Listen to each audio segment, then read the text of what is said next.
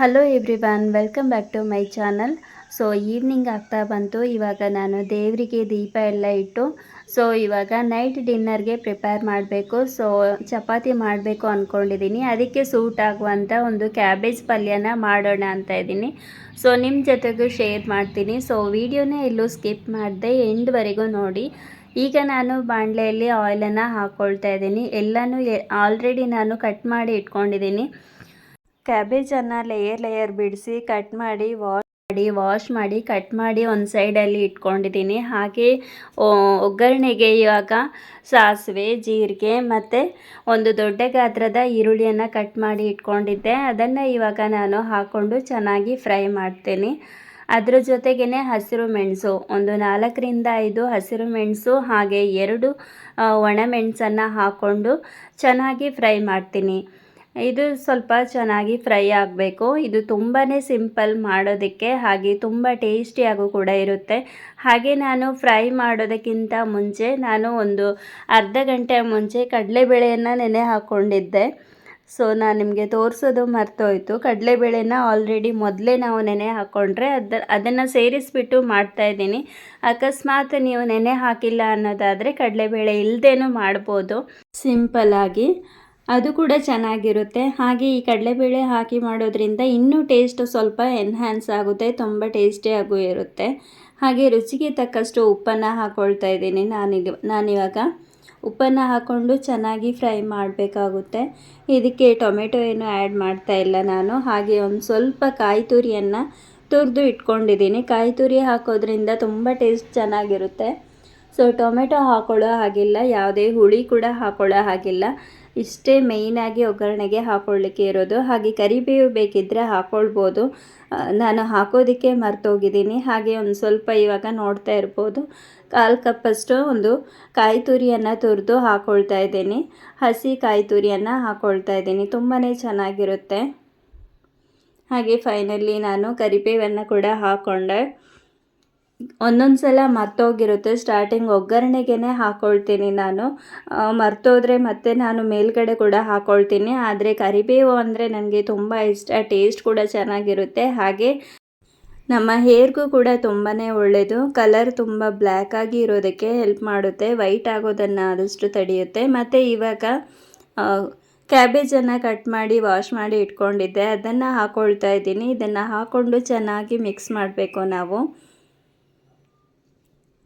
ಹಸಿ ವಾಸನೆ ಹೋಗಬೇಕು. ಕ್ಯಾಬೇಜ್ ಹಸಿ ವಾಸನೆ ಇದ್ದರೆ ತುಂಬ ಸ್ಮೆಲ್ ಬರುತ್ತೆ ಮತ್ತು ತಿನ್ನೋದಕ್ಕೆ ಅಷ್ಟು ಒಳ್ಳೇದು ಅನಿಸಲ್ಲ. ಕ್ಯಾಬೇಜ್ ನಾವೆಷ್ಟು ಒಗ್ಗರಣೆಯಲ್ಲಿ ಫ್ರೈ ಮಾಡ್ತೀವೋ ಅಷ್ಟು ಚೆನ್ನಾಗಿ ತುಂಬ ಘಮ ಬರುತ್ತೆ, ಹಾಗೆ ತಿನ್ನೋದಕ್ಕೂ ಒಳ್ಳೆಯದಾಗುತ್ತೆ. ಕ್ಯಾಬೇಜನ್ನು ನೀವು ಮೊದಲೇ ಸಪ್ರೇಟಾಗಿ ಫ್ರೈ ಮಾಡಿ ಆಮೇಲೆ ಕೂಡ ಒಗ್ಗರಣೆಗೆ ಸೇರಿಸ್ಕೊಳ್ಬೋದು, ಅಥವಾ ಈ ರೀತಿ ಈಸಿಯಾಗಿ ನಾನು ಮಾಡಿದಾಗೆ ನೀವು ಕೂಡ ಮಾಡ್ಬೋದು. ಈ ರೀತಿ ಮಾಡಿದರೆ ತುಂಬ ಚೆನ್ನಾಗಾಗುತ್ತೆ. ಒಂದೇ ಸಲಕ್ಕೆ ಎರಡೆರಡು ಸಲ ಕೆಲಸ ಇರೋದಿಲ್ಲ. ಒಂದು ಸಲ ಫ್ರೈ ಮಾಡಿ ತೆಗೆದು ಮತ್ತೆ ಹಾಕ್ಕೊಳ್ಳೋಂಥ ಕೆಲಸ ಇರೋದಿಲ್ಲ. ಈಗ ಆಲ್ಮೋಸ್ಟ್ ಫ್ರೈ ಆಗಿದೆ, ನೋಡ್ತಾ ಇರ್ಬೋದು. ಈಗ ನಾನು ನೆನೆಸಿಟ್ಕೊಂಡಿರುವಂತಹ ಕಡಲೆಬೇಳೆನ ಕೂಡ ಸೇರಿಸ್ಕೊಳ್ತೀನಿ ಅದರ ಜೊತೆಗೆ. ಹಾಗೆ ಒಂದು ಸ್ವಲ್ಪ ಅರಿಶಿನ ಕೂಡ ನಾನು ಸೇರಿಸ್ಕೊಂಡಿದ್ದೀನಿ. ಇಲ್ಲಿ ನೋಡ್ತಾ ಇರ್ಬೋದು ಯಾವ ರೀತಿ ಫ್ರೈ ಆಗಿ ಎಷ್ಟು ಚೆನ್ನಾಗಿ ಕಾಣ್ತಾ ಇದೆ ಅಂತೇಳಿ. ಒಂದೇ ಒಂದು ಸಣ್ಣ ಕ್ಯಾಬೇಜ್ ಯೂಸ್ ಮಾಡಿದ್ದೆ, ತುಂಬ ಒಂದು ಟೇಸ್ಟ್ ಚೆನ್ನಾಗಿತ್ತು. ಚಪಾತಿಗೆ ತುಂಬಾ ಚೆನ್ನಾಗಿ ಬಂತು ಟೇಸ್ಟ್. ಕಡಲೆಬೇಳೆನ ಏನು ನೆನೆಸಿ ಇಟ್ಟಿದ್ದೆ ಆ ನೀರು ಸಮೇತ ನಾನು ಹಾಕ್ಕೊಳ್ತಾ ಇದ್ದೀನಿ. ಅದರಲ್ಲಿ ಸ್ವಲ್ಪ ನೀರಿತ್ತು, ಯಾಕಂದರೆ ಅದು ಬೇಯಬೇಕಾದ್ರೆ ಅದು ಸರಿ ಹೋಗುತ್ತೆ. ಎಕ್ಸ್ಟ್ರಾ ನಾವು ನೀರು ಆ್ಯಡ್ ಮಾಡಬೇಕು ಅಂತ ಏನಿರಲ್ಲ, ಅದೇ ನೀರು ಸಾಕಾಗುತ್ತೆ. ಆಲ್ಮೋಸ್ಟ್ ಇವಾಗ ಬೆಂದಿದೆ, ನೋಡ್ತಾ ಇರ್ಬೋದು. ಇವಾಗ ಫ್ರೈ ಆಗ್ತಾ ಬಂತು. ಇನ್ನು ನಾನು ಚಪಾತಿ ಜೊತೆಗೆ ಈ ಕ್ಯಾಬೇಜ್ ಪಲ್ಯ ತುಂಬ ಸೂಟ್ ಆಗುತ್ತೆ. ಹಾಗೆ ಮಕ್ಕಳಿಗೆ ಇಷ್ಟ ಆಗೋ ಥರ ನಾನೊಂದು ಸ್ವಲ್ಪ ಮಾವಿನ ಹಣ್ಣು ಸೀಸನ್ ಆಗಿರೋದ್ರಿಂದ ಮಾವಿನ ಹಣ್ಣಿನ ಸೀಕರಣೆನ ಮಾಡ್ತಾಯಿದ್ದೀನಿ. ಫೈನಲಿ ಕೊತ್ತಂಬರಿ ಸೊಪ್ಪನ್ನು ಆ್ಯಡ್ ಮಾಡಿದ್ದೀನಿ. ಇಲ್ಲಿಗೆ ಈ ಒಂದು ಕ್ಯಾಬೇಜ್ ಪಲ್ಯ ಮುಗೀತು.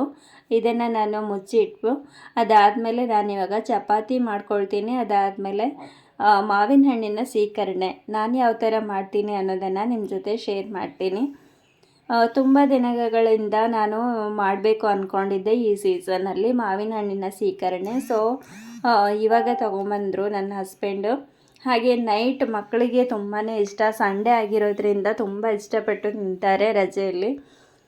ಸೊ ಹಾಗಾಗಿ ನಾನಿವತ್ತು ಮಾಡ್ತಾಯಿದ್ದೀನಿ. ಒಂದು 2 ಸಿಪ್ಪೆನ ತೆಗೆದು ನಾನು ನೀಟಾಗಿ ಅದರ ಒಂದು ಪಲ್ಪನ್ನು ತೆಕ್ಕೊಂಡು ಜಾರಿಗೆ ಹಾಕ್ಕೊಳ್ತಾ ಇದ್ದೀನಿ. ಈಗ ಆಲ್ರೆಡಿ ಒಂದನ್ನು ಹಾಕ್ಕೊಂಡಿದ್ದೀನಿ, ಹಾಗೆ ಇದು ಇನ್ನೊಂದು.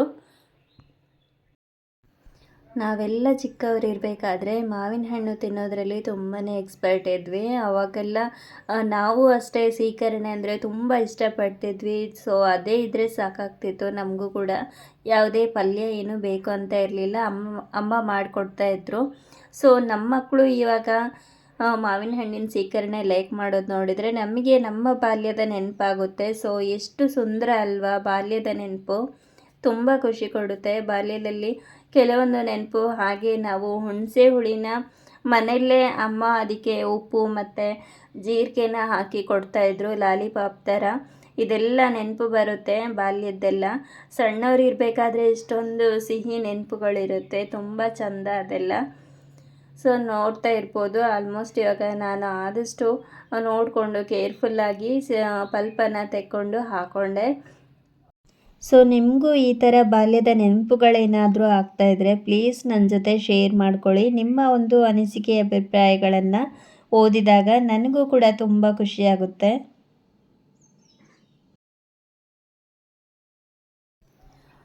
ಈಗ ಆಲ್ಮೋಸ್ಟ್ ಪಲ್ಪೆಲ್ಲ ತೆಕ್ಕೊಂಡಾಗಿದೆ. ಹಾಗೆ ಈಗ ರುಚಿಗೆ ತಕ್ಕಷ್ಟು ಸಕ್ಕರೆನ ಹಾಕ್ಕೊಳ್ತಾ ಇದ್ದೀನಿ. 2ರಿಂದ 3 ಟೇಬಲ್ ಸ್ಪೂನಷ್ಟು ಹಾಕ್ಕೊಂಡ್ರೆ ಸಾಕಾಗುತ್ತೆ. ಆಲ್ರೆಡಿ ಮಾವಿನ ಹಣ್ಣಲ್ಲಿ ಸ್ವೀಟ್ ಇರೋದ್ರಿಂದ ನಾವು ಜಾಸ್ತಿ ಏನೂ ಹಾಕೋದು ಬೇಡ. ಹಾಗೆ ಒಂದು ಸ್ವಲ್ಪ ಏಲಕ್ಕಿಯನ್ನು ಕೂಡ ಹಾಕ್ಕೊಳ್ತಾ ಇದ್ದೀನಿ. ಇದಿಷ್ಟನ್ನು ಹಾಕ್ಕೊಂಡು ಒಂದು ಸ್ವಲ್ಪ ನೀರು, ಜಾಸ್ತಿ ಏನೂ ಹಾಕಬಾರ್ದು, ಜ್ಯೂಸ್ ಥರ ಆಗೋಗಿಬಿಡುತ್ತೆ. ಸೊ ಗಟ್ಟಿ ಇರಬೇಕು ಸೀಕರಣೆ ಅಂತ ಹೇಳಿದರೆ. ಚಪಾತಿಯಲ್ಲಿ ಹಚ್ಕೊಂಡು ತಿನ್ನಬೇಕಲ್ವಾ. ಚಪಾತಿ ಇಲ್ಲ ಅಂದರೆ ನೀವು ಹೋಳಿಗೆ ಕೂಡ ಸಿಗುತ್ತೆ ಅಲ್ವಾ. ಹೋಳಿಗೆ ಕೂಡ ಇವಾಗ ರೆಡಿಮೇಡ್ ಸಿಗುತ್ತೆ ಶಾಪಲ್ಲಿ. ಹೋಳಿಗೆ ಜೊತೆಗೆ ಕೂಡ ತುಂಬಾ ಒಳ್ಳೆ ಕಾಂಬಿನೇಷನ್ ಇದು ಸೀಕರಣೆ. ಸ್ವಲ್ಪ ನೀರನ್ನು ಹಾಕ್ಕೊಂಡು ನೀಟಾಗಿ ಚೆನ್ನಾಗಿ ಗ್ರೈಂಡ್ ಮಾಡಿಕೊಂಡು ಬರ್ತೀನಿ ಇವಾಗ.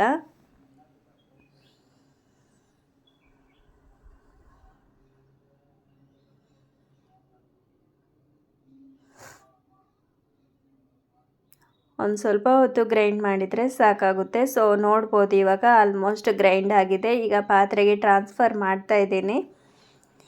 ನೋಡಿ ಎಷ್ಟು ಚೆನ್ನಾಗಿ ಬಂದಿದೆ. ಕಲರ್ ಏನು ಆ್ಯಡ್ ಮಾಡಿಲ್ಲ, ಎಷ್ಟು ಚೆನ್ನಾಗಿ ನ್ಯಾಚುರಲ್ ಯೆಲ್ಲೋ ಕಲರ್. ನೋಡ್ತಾ ಇದ್ದರೆ ಬಾಯಲ್ಲಿ ನೀರು ಬರುತ್ತೆ. ಸೊ ಅಷ್ಟು ಸಖತ್ತಾಗಿರುತ್ತೆ ಸೀಕರಣೆ ಟೇಸ್ಟ್ ಮಾತ್ರ. ಸೊ ನೈಟೇ ಮಕ್ಕಳೆಲ್ಲ ಚಪಾತಿ ಜೊತೆಗೆ ಹಾಕ್ಕೊಂಡು ಅದಾದಮೇಲೆ ಇನ್ನೂ ಸ್ವಲ್ಪ ಉಳಿದಿದ್ದು ಹಾಗೆ ಐಸ್ ಕ್ರೀಮ್ ಅಂದ್ಕೊಂಡು ತಿಂದು ಖಾಲಿ ಮಾಡಿದರು. ಸೊ ಮತ್ತೆ ತುಂಬ ಖುಷಿಯಾಯಿತು. ಮಾಡಿದ ಮೇಲೆ ರಪರಪ ಖಾಲಿ ಆದರೆ ಆವಾಗ ಇನ್ನೂ ಖುಷಿಯಾಗುತ್ತೆ.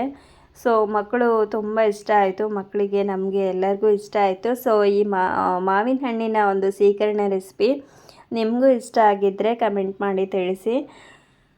ಹಾಗೆ ನೀವು ಮನೆಯಲ್ಲಿ ಮಾಡಿಕೊಂಡು ಚಪಾತಿ ಅಥವಾ ಹೋಳಿಗೆ ಜೊತೆಗೆ ಟೇಸ್ಟ್ ಮಾಡಿ, ತುಂಬ ಚೆನ್ನಾಗಿರುತ್ತೆ. ಮಿಸ್ ಮಾಡ್ಕೊಳ್ಬೇಡಿ. ಇನ್ನೇನು ಒಂದು ಸ್ವಲ್ಪ ಇರೋದು, ಈ ಸೀಸನ್ ಮುಗಿದೋದ್ರೆ ಮತ್ತೆ ನಿಮಗೆ ಸಿಗೋದೇ ಇಲ್ಲ. ನೋಡಿ ನಾನಿವಾಗ ಚಪಾತಿ ಮಾಡಿದ್ದೆ ಅಂತ ಹೇಳಿದೆ ಅಲ್ವಾ, ಸಾಫ್ಟಾಗಿ ಚಪಾತಿಯನ್ನು ಮಾಡಿದ್ದೆ. ಸೊ ಈಗ ಚಪಾತಿ ಜೊತೆಗೆ ಒಂದು ಸ್ವಲ್ಪ ಖಾರವಾಗಿ ಪಲ್ಯ ಮತ್ತು ಸ್ವೀಟಾಗಿ ಸೀಕರಣೆನ ಟೇಸ್ಟ್ ಮಾಡೋದು. ಯಾವುದೇ ಒಂದು ರೆಸಿಪಿ ನಿಮಗೆ ಇಷ್ಟ ಆಗಿದ್ದರೆ ಪ್ಲೀಸ್ ಒಂದು ಲೈಕ್ ಮಾಡಿ ತಿಳಿಸಿ. ಹಾಗೆ ನಿಮ್ಮ ಅನಿಸಿಕೆ ಅಭಿಪ್ರಾಯಗಳನ್ನು ಕಮೆಂಟ್ ಮಾಡಿ ತಿಳಿಸಿ. ಯಾರೆಲ್ಲ ಹೊಸೊಬ್ಬರು ನೋಡ್ತಾ ಇದ್ದೀರಾ ಪ್ಲೀಸ್ ನನ್ನ ಚಾನಲನ್ನು ಸಬ್ಸ್ಕ್ರೈಬ್ ಮಾಡ್ಕೊಳ್ಳಿ. ಹೀಗೆ ಹೊಸ ರೆಸಿಪಿ ಇರ್ಬೋದು, ಒಳ್ಳೆ ವ್ಲಾಗನ್ನು ನಿಮ್ಮ ಜೊತೆ ಶೇರ್ ಮಾಡ್ತೀನಿ. ಇಲ್ಲಿಗೆ ವ್ಲಾಗನ್ನು ಎಂಡ್ ಮಾಡ್ತಾಯಿದ್ದೀನಿ. ಮುಂದೆ ಒಂದು ಹೊಸ ವಿಡಿಯೋದೊಂದಿಗೆ ಸಿಗ್ತೀನಿ. ಅಲ್ಲಿವರೆಗೂ take care. Thank you for watching. Have a nice day. Bye bye.